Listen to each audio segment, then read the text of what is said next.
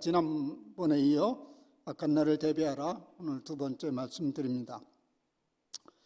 에베소서는 우리가 잘 아는 대로 바울이 마지막 생애를 보내는 옥중 서신입니다. 그의 말대로 그는 일생 선한 싸움을 다 싸우고 여기까지 달려왔습니다. 그런데 그 마지막이 쉼의 순간들이 아니라 혹독한 세월을 보내고 있었습니다. 바울은 지난날에도 수많은 악한 날, 시련의 날들을 보냈습니다. 근데 이 마지막 시간에도 여전히 혹독한 시간을 보내고 있었습니다. 오늘 본문에서 바울이 경험한 그 마지막 날을 고스란히 잘 전해 받을 수 있습니다. 그래서 곰곰이 다시 읽어보시길 바랍니다.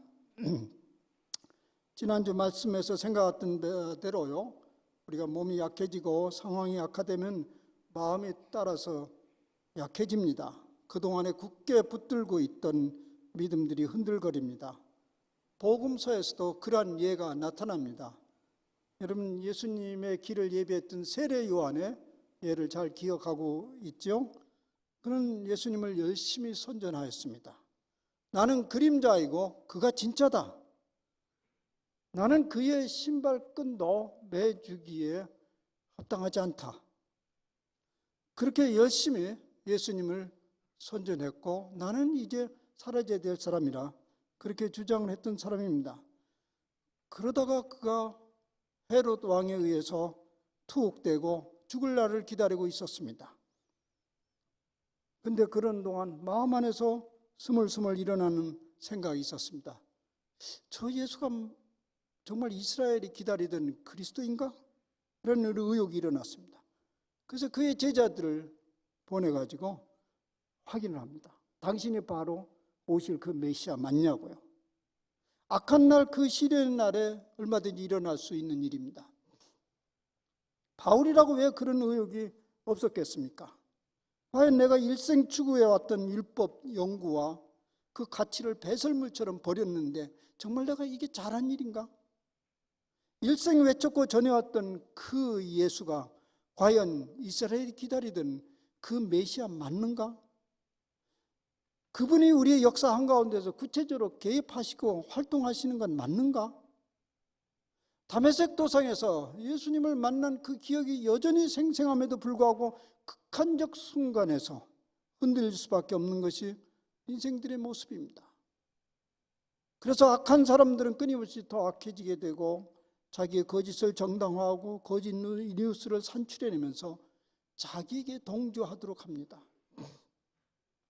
그런데 바울은 이 시련의 순간에 번뜩 먼저 생각해야 될 것이 있었습니다.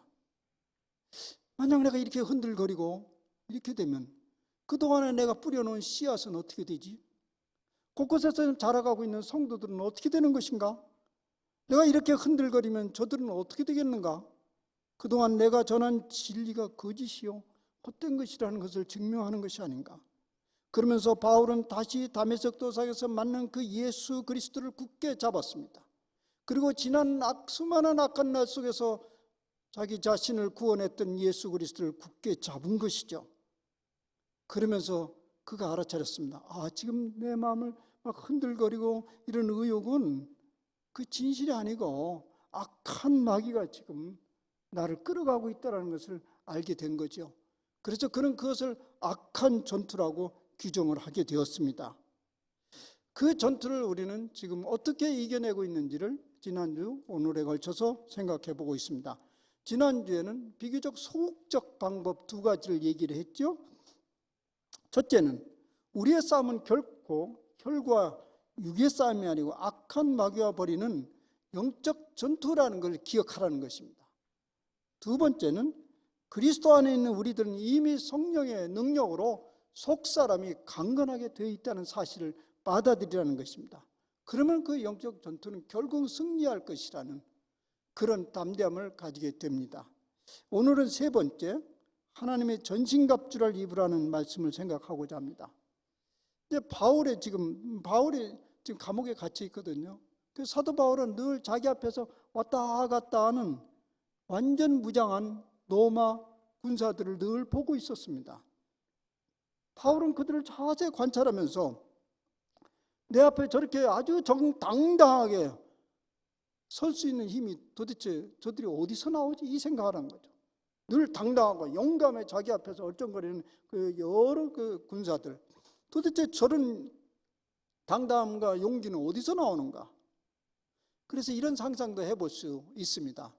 만약 저들이 지금 벌거벗었든지 아니면 그냥 일상 작업복을 하나 입고 삽 하나 들었든지 아니면 막대기 하나 들고 있었다면 저들이 내 앞에 지금 저렇게 당당하게 설 수 있었겠는가? 저것은 저렇게 저들이 위세를 떨치면서 당당하게 서 있는 것은 분명히 저들이 입은 갑옷 때문이라는 것을 알아차린 거죠. 저것을 입으니까 누구도 자기에게 접근할 수도 없죠. 쉽게 공격할 수도 없는 모든 장비를 갖췄으니 거기서 당당한 거죠. 바울은 그런 군사들의 갑옷을 자세히 관찰하면서 저것이 바로 영적 갑옷으로 바꾸면 되겠다. 그렇게 이제 착안을 해서 오늘 말씀을 전개해 간 것이죠. 본문에서 말하는 그런 하나님의 전신 갑주는 로마 군사들이 입었던 그 갑옷에서 왔기 때문에 그걸 한번 자세히 들여다봅시다. 먼저 그리고 하나씩 얘기를 해봅시다. 지금 저렇게 성경에는 이렇게 지금 저 로마 군인들이 완전 무장한 모습입니다. 지금 성경은 먼저 허리띠를 얘기하고 있습니다. 그 허리띠를 단단하게 묶고 있는 허리띠, 그 다음에 가슴을 막은 이 가슴막이죠. 가슴막이 호신경이라고 얘기하고 있는데 가슴막을 하고 있죠. 그 다음에 다리로 갑니다. 다리에 당시에는 군화가 아니죠. 샌들로 맨 것인데 가죽으로 단단하게 맨 그 신발을 무장하게 됩니다. 이제 그 다음에 자기 전체를 막을 수 있는 방패가 대단히 크죠. 큰 방패가 자기 앞에 버티고 있습니다. 그 다음에 가면 머리로 가죠. 구원의 투구인데 투구를 이제 쓰고 있었고, 그 다음에 마지막에 공격할 수 있는 무기, 작은 창을 하나 들고 있습니다. 저것을 이제 자세히 본 거죠, 바울이. 그래서 이것을 이제 믿음의 전투자가 입을 수 있는 갑옷으로 이제 비유하면서 설명하고 있습니다. 근데 우리가 이제 이런 말씀을 들을 때 유의할 것은 우리가 지금 이 갑옷을 입고 있는지 그렇지 않는지를 살피자는 것이 아닙니다. 어떤 의미에서 우리들은 이미 예수 그리스도를 영적인 전투의 제장으로 모시고 있는 성도들이기에 우리는 이미 전신갑주를 입고 있는 사람들로 믿어야 됩니다. 그러면 우리는 무엇에 주목해야 되는가? 저는 오늘들을 자세히 보면서 내가 입은 이 전신갑주, 갑옷이 지금 작동을 잘 하고 있는지를 살펴보라는 얘기입니다. 그리고 또 갖가지 지금 갖추고 있어야 될 장비들이 잘 갖추고 있는지, 또 오랫동안 사용하지 않아서 작동이 잘 되고 있지 않는지, 그런 것들을 살피면서 다시 정리해보고 강화해보자는 것입니다. 마치 한바탕 전쟁을 치르고자 하면 전쟁에 필요한 장비들을 잘 점검하는 것은 당연합니다. 우리의 삶의 현장은 시도 때도 없이 크고 작은 영적 전투가 벌어집니다. 그 전투에 대해서 무감각하게 살아가려면 몰라도 전투를 하려는 마음이 있으면 갑옷을 갖춰 입어야 합니다. 만약 갑옷을 갖춰 입지 않고 싸움을 하거나 시원찮은 장비를 가지고 그런 갑옷을 입고 싸운다면 이기기도 어렵거니와 이게 어쩌다 이겼다 할지라도 큰 상처를 입게 됩니다. 심대한 상처를 입게 됩니다. 그러면 어떻게 돼요? 그 다음부터는 전쟁에 끼어들지 하려고 하지 않습니다. 그 깊은 상처가 있기 때문에 그냥 이제부터는 내가 안 싸워야겠다. 달려붙으면 그냥 손 들고 기권해야겠다. 이런 마음을 가지게 될 것입니다. 우리 몸이 약해지거나 환경이 악화되면 더 이상 싸우려 하지 않고 그냥 마음에 이끄는 대로 자기를 내동댕이 치는 그런 상태와 똑같습니다. 그런 일들이 우리 주위에서 비일비재 일어나지요. 왜 그러합니까? 이전에 잘 갖추지 못한 갑옷을 입고 전쟁을 치르다가 깊은 상흔을 입은 것입니다. 그러니까 아예 이제는 포기합니다. 우리 마음속에서 너무 의인되려 하지 말고 남들이 하는 대로 그렇게 적당히 살아라. 그러면 좀 더 살려고 한다고 해서 살려지지도 않고 다치거나 오히려 큰 손해를 본다. 그러면서 우리의 믿음을 무력화시킵니다. 이러한 영적 상태를 바울은 잘 꿰뚫고 있었고, 그래서 우리로 하여금 이 단단한 전신갑주를 입으라고 권고하고 있습니다. 혹 이미 입고 있는 사람들은 제대로 된 장비를 갖추고 있는지를 살펴보라고 말합니다. 이 전신갑주를 입는 것은 지난주 우리가 생각했던 작전에 비해서 보다 적극적입니다. 능동적인 대처입니다. 우리가 많이 들어온 소리가 있습니다. 최선의 방어는 선제 공격이다. 그죠? 전쟁에서 선제 공격입니다. 웬만하면 이길 것 같으면 선제 공격을 해야 돼요. 근데 우리가 선제 공격을 해야 됩니다. 왜냐하면 우리 이미 알고 있습니다. 그걸 기권하지 않으면 반드시 이긴다는 걸 알고 있어요. 그럴 바에는 선제 공격하는 거예요. 우리 마음이 점점 악화지고 무너지려 할 때 우리가 그것을 영적 전투라고 규정을 해버리면 반드시 이긴다는 원리입니다. 따라서 선제 공격이 최선의 방책이라고 할 수 있습니다. 선제 공격이 뭘까요? 그걸 바울 사도의 얘기를 들어서 한번 예를 들어보겠습니다. 에베소서의 말씀입니다. 오늘 본문 앞쪽에 보면 이런 말이 나와요. 거짓을 버리고 이웃과 더불어서 참된 것을 말하라. 도둑질을 하지 말고 가난한 자를 구제하기 위해서 손으로 수고하고 선한 일을 하라. 악독과 분쟁과 비방을 하지 말고 친절하고 불쌍히 여기며 용서하라. 여기서 보면 이제 두 가지 부분이 나와요. 소극적인 것과 적극적이 있는데, 만약 거짓말 하지 마라. 이제 거짓말 안 해야지. 도둑질 하지 마라. 물론 도둑질해서는 안 되지. 남의 걸 탐해서도 안 되지. 비방하지 않아야지. 이제 입을 조심하고 비방을 안 해야 되지. 이것은 선제 공격입니까? 뭡니까? 이것은 선제 공격이 아니고요. 수동적으로 피하는 것입니다. 피하는 거. 아예 입을 열지를 말아야지. 내가 입을 열으면 여기 악한 말 나오니까. 그건 선제 공격이 아니고요. 최선의 공격이란 거짓말을 하지 않으려고 애쓰지 말고 참된 말을 하라는 말입니다. 도둑질을 안 하려고 애쓰지 말고 적극적으로 구제하는 일에 힘쓰며 이웃을 불쌍히 여기라는 말입니다. 이 선제 공격입니다. 참된 말을 하고자 하는 열망을 가진 사람들이 거짓말을 할 까닭이 없습니다.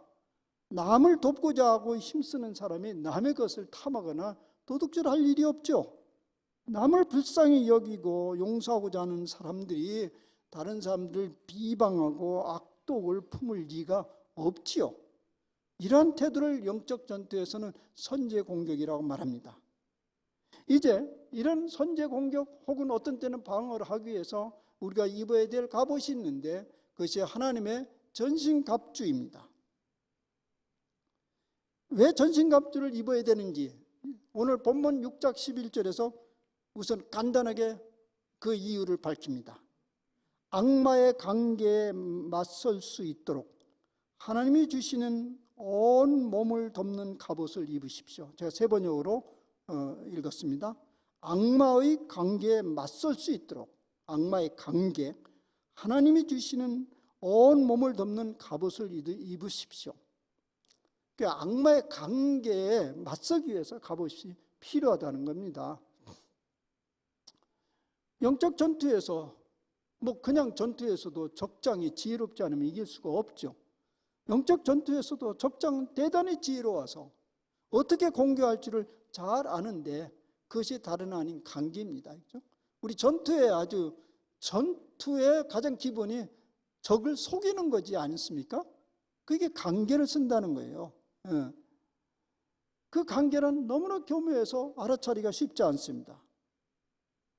근데 그 관계의 특징은요, 우리가 공격을 받는 사람이 조금만 틈을 주면 마귀는 은밀하게 우리 속을 마구 파고 들어옵니다. 악한 마귀의 관계는 언뜻 보기에는 선한 것 같기도 하고 또 한쪽에 보면 또 아닌 것 같기도 하고 그런 양면성이 있습니다. 그래서요, 무슨 일이 벌어질 때 마귀는 우리가 약간 틈을 주면 우리 자신의 잘못된 행동이나 잘못된 결정에 대해서 변명할 기회를 줍니다. 그래서 그 변명을 부추깁니다. 네가 그렇게 할 수밖에 없어. 그게 반드시 나쁘지는 않아. 그러면서 자기의 악한 모습을, 잘못된 모습을 다 감춰버리도록 합니다. 그리고 서서히 자기 편으로 넘어오도록 합니다. 그것에 탁 맞서기 위해서는 아주 분명한 전신갑주를 입어야 된다는 얘기입니다. 당시에 로마 군인의 갑옷은 6가지 장비를 갖추고 있었죠. 허리띠, 호심경, 가슴막이, 신발, 방패, 투구. 그래서 이것을 하나씩 살펴보겠습니다. 아마 지금 이걸 내려야 다른 데 밖에서 영상을 보는데 제 얼굴이 너무 작게 나오겠죠? 내려도 되겠습니다. 우선 이것 중에 허리띠를 띠라. 성경은 진리의 허리띠를 띠라고 말합니다. 이제 머릿속에 다 들어있죠? 저 상. 이제 진리의 허리띠. 허리띠를 왜 제일 먼저 나왔을까요? 가운데니까. 제일 가운데를 나왔는데요. 이것은 그냥 우리 보통 허리띠는 바지 안 내려가라 이렇게 걸치는 그런 허리띠를 생각해서는 안 되죠. 그런 편리한 기구가 아니고요. 아주 허리를 단단히 받쳐주고 아랫배를 단단히 받쳐줘서 힘을 쓰는데 힘을 받을 수 있는 그런 허리띠이죠. 요즘에 이제 그런 허리띠를 어디서 볼 수 있죠? 예를 들어서 이삿짐 같은 거 나르는 그런 이제 무거운 짐을 나르는 사람들이 보면 아주 이게 두꺼운 벨트 차고 있지 않습니까? 그런 것을 상상해야 될 것입니다. 그런데 오늘 하나님의 전신갑주는 그런 벨트가 아니고 그런 가죽 벨트가 아니고 진리의 허리띠라고 말합니다. 여러분, 아무리가 많은 것으로 탄탄한 것으로 무장하였다 할지라도 진실된 것, 참된 것을 찾고자 하는 열망이 우리 마음속에 자리를 잡지 않으면 모든 무장이 다 헛수고입니다. 참되게 살려고 하지 않는데 진실을 추구하려고 하는데 모든 것을 다 갖췄다고 무슨 소용이 있겠는가, 그런 얘기입니다. 우리가 고린도전서 13장에 잘 기억하고 있죠? 아무리 기도를 많이 한다고 해도 천사와 같은 방언을 한다고 해도 사랑이 없으면 아무것도 아니라고 했잖아요. 마찬가지로 참되게 살려는 근본적인 목마름이 없다면 다른 모든 장비가 백해 무익이라는 얘기입니다. 가운데 참되 진리를 추구하는 마음이 있어야 돼요. 교회를 나와도 말씀을 들어 무슨 일에도 무엇이 진실이냐, 무엇이 참이냐, 그것을 추구하는 마음이 기본으로 갖춰져야 나머지 장비가 유효하다는 얘기입니다.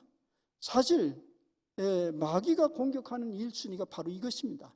진리에 대한 목마름을 약화시킵니다. 그냥 적당히 살아라, 적당히 알아라. 제 주변에 몇 친구가 있는데요, 그 얼굴만 보면 적당히가 딱 떠오르는 사람이 있어요.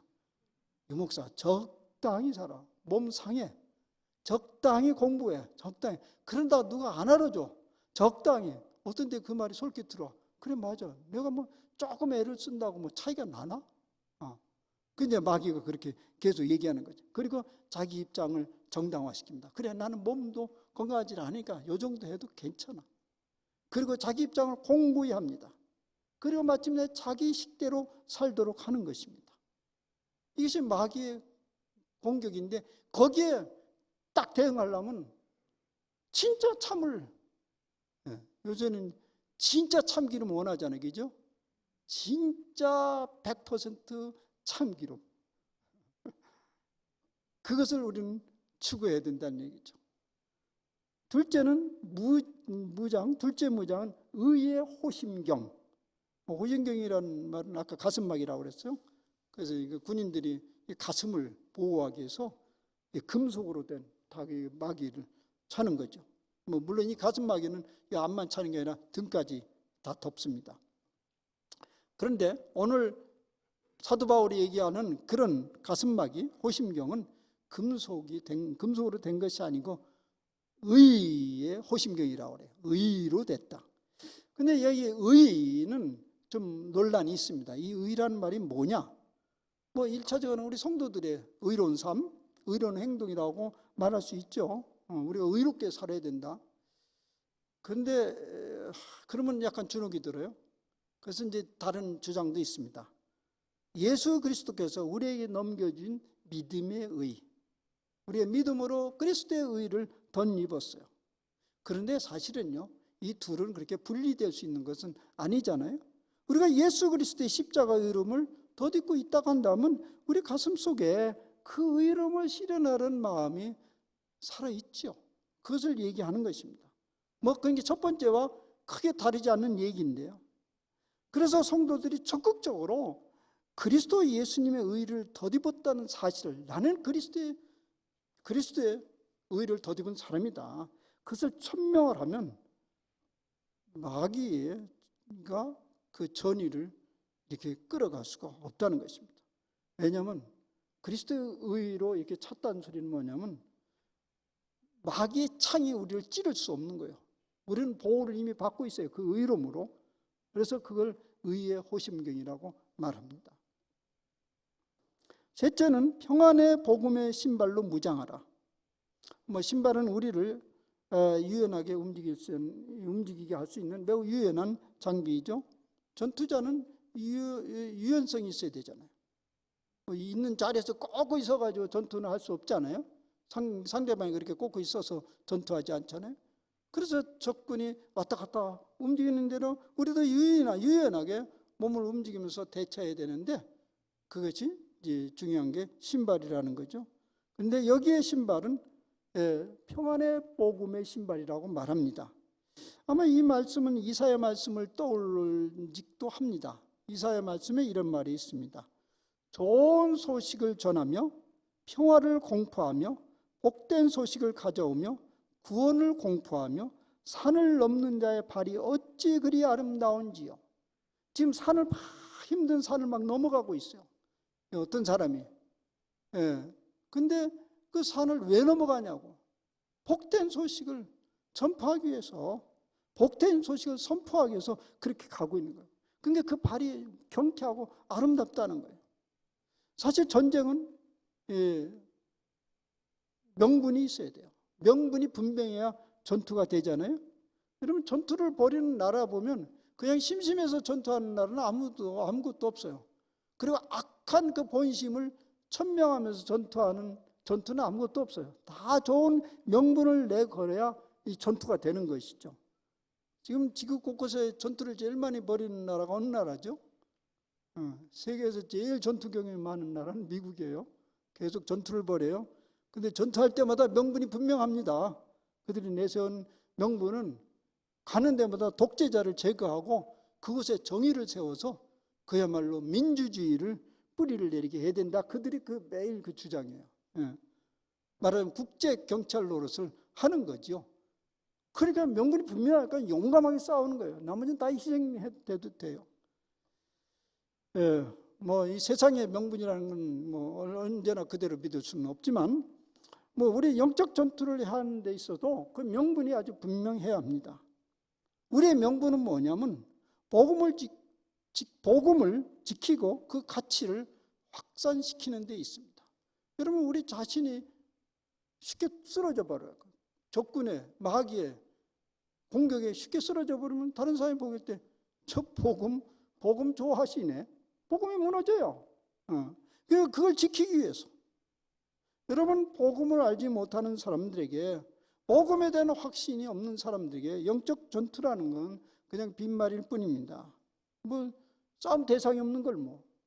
근데 복음으로 무장되어 있는 사람은 가만히 있어도 적군이 생겨나요. 그렇게 이 복음을 지키는 명분이 분명합니다. 근데 마귀의 목표도 분명합니다. 우리의 목표가 분명하듯이 마귀가 싸움을 거는 명분도 분명합니다. 뭡니까? 반대로, 우리 반대죠. 우리가 믿는 복음을 무력화시키는 것입니다. 말하면 이런 거예요. 에이, 그건 말뿐이야. 무슨 능력조 안에 복음의 능력.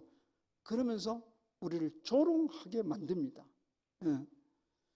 우리의 마음이 연약해지면 그토록 열심히 배우고 믿었던 복음이, 열심히 보았던 성경이 아무 맥도 못 추는 그런 경험을 사실 마귀는 목표로 하고 있는 것입니다. 근데 복음이 뭔데요? 뭔데 복음이? 한마디로 얘기하면 우리 교회가 계속 부르짖는 것입니다. 예수 그리스도께서 이 땅에 하나님 나라를 끌고 오셨습니다. 그리고 우리는 그 하나님 나라의 초청을 받았고 그것을 누릴 권리를 받았습니다. 그러므로 우리가 밟는 땅 그 어느 곳이든지 하나님 나라가 되어야 되고 하나님 나라를 확장시켜 가야 됩니다. 이를 위하여 우리가 부름을 받은 사람들입니다. 그런데 이 정도 믿음 가지고 우리가 마귀와 싸울 수 있을까요? 그 하나님 나라는 죽어봐야 알아. 이런 믿음 가지고 죽어서 가는 하나님 나라, 그 정도 가지고 마귀의 공격을 이겨낼 수는 없습니다. 우리가 이미 여기 신발이라고 말하는데 신발에 닿은 것처럼 하나님 나라가 그렇게 가까이 왔어요. 발에 닿아 있어요. 그것을 우리가 시시때때로 공포를 하면서 살아간다면 마귀는 어떤 미끼로도 우리를 유혹할 수 없습니다. 이미 하나님 나라에 사는 사람들을 어떻게 유혹하냐고요.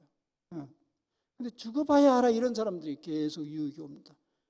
죽어봐야 알아. 그럼 죽어봐야 가봤더니 없어. 그럼 어떻게 되려고? 넷째 믿음은 믿음의 방패로 무장하라고 합니다. 넷째는 여기 방패는 아까 본 대로요. 조그마한 방패가 아니고 대문짝만한 큰 방패.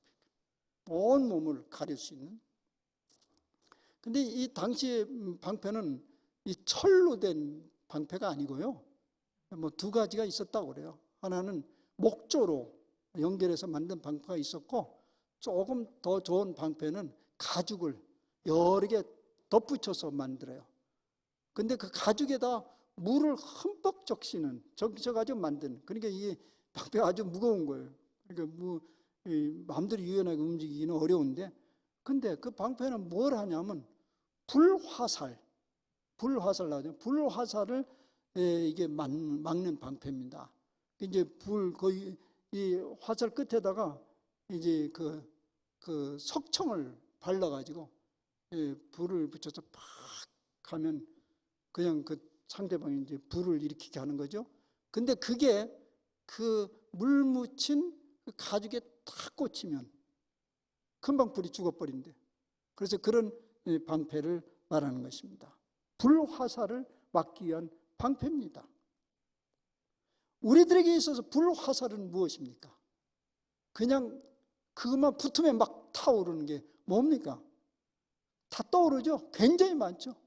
한두 가지가 아니에요. 그 불이 닿기만 하면 이글이글 타오르는 속성이 있습니다. 쉼이 없이 날아오는 불화살이 있습니다. 의심, 두려움, 죄책감, 좌절감, 분노, 낙심, 갖가지 염려 등의 불화살이죠. 이 중에 어느 화살이든지 우리 마음에 제대로 꽂히기만 하면 막 불길이 일어나기 시작하는 거죠. 이 끊임없이 날아오는 이 불화살을 막을 수는 없어요. 저쪽에서 날아오는데 어떻게 막냐고. 뭐 못하게 할 수는 없어요. 날아오는 것을 막을 수는 없어요. 그러나 그게 꽂혀서 불이 일어나지 않게는 해야 되지 않습니까? 루터가 그 유명한 얘기를 했죠. 우리 위에 수많은 참새들이 오르내리는데, 돌아다니는데 참새가 여기 앉아가지고 둥어리를 트는 것은 막을 수 있지 않냐, 그런 얘기를 했어요. 수많은 걱정, 근심, 염려, 의욕, 좌절감, 분노가 막 일어나지만 그 둥어리는 틀지 않게 할 수 있는데, 그렇게 많이 들었는데도 쉽지를 않아요. 그 방패를 미리 준비해야 되는데 그게 바로 믿음의 방패라는 것이에요. 우리가 처음 믿을 때 가졌던 하나님의 말씀에 대한 신뢰를 굳게 잡으라는 얘기입니다. 하나님 말씀에 대한 신뢰를 굳게 잡으라는, 그래서 우리가 맨날 말씀을 묵상하도록 하는 거예요. 붙들려고 하는 거죠. 왜냐하면 믿음이라는 것은 아직 현실로 열려진 것이 아니고 받아들여야만 열려지는 것이기 때문에 그렇습니다. 성경의 모든 말씀을 엑기스로 착 집어서 얘기하면 간단하잖아요. 성경이 나는 너희들이 하나님이다. 그리고 너희는 나의 백성이다. 그러니까 나를 믿고 신뢰하라. 그리고 따르라. 이거 아니에요?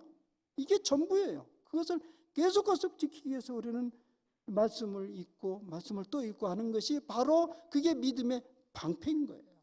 예. 다섯째는 구원의 투구입니다. 구원의 투구라고 하는데요. 이 투구는 머리를 보호하는 방어용이잖아요. 근데요, 이 투구는 또 무슨 의미냐면 이 멋있는 이게 깃달린 투구, 이것은 승리를 상징하는 당당한 모습을 말하기도 하죠. 우리가 마귀와 맞설 때 이 투구 써야 돼요. 근데 이 투구가 뭡니까? 대장 대신 예수 그리스도의 십자가의 투구입니다. 십자가의 투구에 딱 썼어요. 썼으면 두 가지가 여기 다 만족이 되는 거예요. 이미 우리 승리했다. 우리 승리했다. 아무리 달라붙어도 승리다. 지금 미국 대선이 그 뭐예요? 아무리 트럼프가 달려붙어도 바이든 승리했다. 표가 말하는데 뭐 이런 식의. 아니 예수 그리스도 투구가 딱 여기 있는데 아무리 공격하라 우리는 승리했다.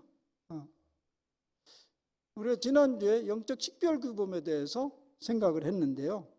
우리가 구원받은 자녀라는 확신을 계속 내세운다면 악한 마귀의 기세는 이내 꺾이고 만다. 이게 원리였습니다. 마귀는 자주 우리에게 죄책감을 일으킵니다. 사실 우리 자신이 개인적으로 참 부끄러운 일이 많잖아요. 저 같으면 더 부끄러워요. 왜 이렇게 좋은 소리 하고 앞에서 이렇게 행세를 하지만 조용히 있으면 너무 부끄러운 일이 많아요. 마귀가 그래요. 아이고 아름다운 말 잘하네. 짚고 오르는 말이 아니면서. 그래서 우리를 계속적으로 쓰러질 수밖에 없는 존재라는 것을 우리에게 자꾸 주입시키는데요. 그때 우리는 이렇게 외치면 됩니다. 오 하나님 아들 주 예수 그리스도시오. 오 하나님의 아들 주 예수 그리스도시오. 이렇게 반복해서 천명을 하면 그것이 바로 구원의 투구라는 것입니다. 그래서 그리스 종교에 보면요, 그 기도가 예수의 기도라는 게 있는데 그리스 종교의 사람들이 하는 기도. 제가 옆에서 이제 그 그리스 몇 번 가면서 그 이제 영성 이런 데 관심이 있기 때문에 기도하는 소리를 잘 들어보곤 했어요. 간단히 끼리에 레이정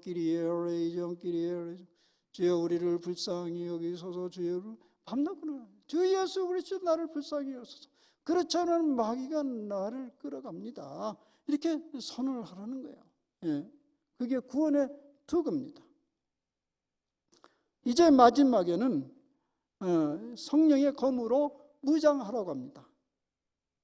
이 검은 로마 군인들이 흔히 소지하고 있는 짧고 곧은 칼이에요. 그러니까 가까이 있을 때 아주 민첩하게 공격하는 유용한 무기이죠. 앞에 이 모든 장식이 앞에 이런 장식과 주로 방어용이라고 한다면 이것은 공격용입니다. 사도 바울은 이 검을 뭐라고 했냐면 성령의 검이라고 말하면서 이걸 구체적으로 설명을 하면서 이것을 하나님의 말씀이라고 말합니다. 이 검은 하나님의 말씀이 있는 곳에 성령의 능력이 있으니까 그것이 바로 성령의 검이라고 하는데요. 사도 바울은 이것이 성령의 검일 수밖에 없는 것을 이렇게 증언하고 있습니다. 하나님의 말씀은 살아있고 활력이 있어 좌우의 날선 어떤 것보다도 예리하여 혼과 영과 관절과 골수를 찔러 쪼개기까지 하며 또 마음의 생각과 뜻을 판단한다. 사실 하나님의 말씀은 악한 마귀를 공격할 수 있는 가장 적합한 무기이죠. 말씀을 모르면 모든 무장에 또 말짱한 일이요. 말씀도 하나 모르는데 그냥 믿습니다. 뭘 믿는데 그러면 그냥 내가 믿습니다 하는 마귀가 뭘 믿는데 글쎄다. 이렇게 되면 아무 의미가 없죠. 그러니까 말씀이 중요한 공격 무기가 하나밖에 없지만 매우 중요한 거예요. 여러분, 말씀을 아주 위력 있게 사용하는, 말씀 아주 예리한 검으로 사용한 분이 누구죠? 예수 그리스도잖아요. 예수님이 그 광야에서 시험 받을 때 그 이긴 거 다 말씀으로 이겼어요. 쪽쪽 말씀으로 물리쳤어요. 통쾌한 승리를 성경은 이렇게 기록하고 있습니다. 사탄아 물러가라. 주 너희 하나님께 경배하고 다만 그를 섬기라. 이것도 말씀이에요. 말씀에서 가져온 거예요. 이에 마귀는 예수를 떠나고 천사들이 나와서 수종들더라. 오늘날 성도들이 마귀에게 속절없이 무너지는 것을 많이 보게 됩니다. 세 가지 이유 때문에 그렇습니다. 첫째, 약해진 마음에 자신을 내맡기면서 마귀에게 공격의 빌미를 그냥 쉽게 내주는 거예요. 약해진 마음, 이게 내 마음 나도 어떻게 할 수 없어. 마귀가 도와줘. 내 마음 나도 어떻게 할 수 없어. 그래, 그럼 내가 해줄게. 그러고 마귀가 끌고 가는 겁니다. 둘째는 부실한 장비를 갖춘 갑옷을 입고 있는 거예요. 믿습니다는 잘하는데 뭘 믿어 그러면 아무 소리도 못하는 그런 부실한 장비를 가지고 있는 거예요. 셋째는 아예 싸울 유지가 없어. 많이 패했기 때문에. 그래서 전신갑주 입을 일을 소홀히 하는 것입니다. 다 무너지는 일입니다. 근데 무너지면 어떻게 되는데요? 무너지면 정말 창피한 거 있어요. 아주 창피한 거 있어요. 그 뭐냐면요, 우리가 사탄의 종과 밥이 되죠. 그것도 창피한 일이지만 나중에는 더 이상 사탄의 주먹거리도 안 돼. 사탄도 무시해버려. 그러면 정말 창피한 일이잖아요. 사랑하는 여러분, 우리가 입고 있는 이 하나님의 전신갑주의 형편은 어떠한가 살펴보시길 바랍니다. 잘 살펴서 미리미리 준비하여 사탄 마귀의 전투에서 백전백승하여 성장하는 영적 전사가 되기를 바랍니다. 그래서 생생하게 살아있는 믿음으로 살아가시기를 바랍니다. 기도합시다.